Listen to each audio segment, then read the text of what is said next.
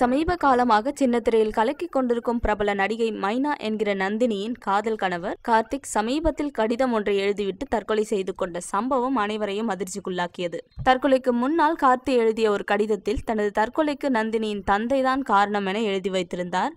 மேலும் தன்னுடைய முன்னாள் காதலி வெண்ணிலாவின் பக்கத்தில் புதைக்க வேண்டும் என மிகவும் உருக்கமாக அந்த கடிதத்தில் எழுதியிருந்தார். இந்த கடிதத்தின் அடிப்படையில் நந்தினி மற்றும் அவரது தந்தை இருவர் மீதும் கார்த்திக்கின் தாயார் விருகம்பாக்கம் காவல் நிலையத்தில் புகார் கொடுத்தார்.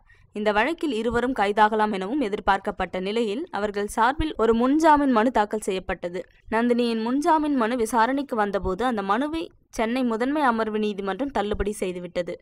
இதனால் எந்த நேரமும் நந்தினியும் அவரது தந்தையும் கைது செய்யப்பட வாய்ப்புள்ளதாக கூறப்படுகிறது. ஆனால் அதே நேரத்தில் இருவரும் உயர்நீதிமன்றத்தில் முன்ஜாமீன் மனு ஒன்றை தாக்கல் செய்ய உள்ளதாகவும் தகவல் கிடைத்துள்ளன.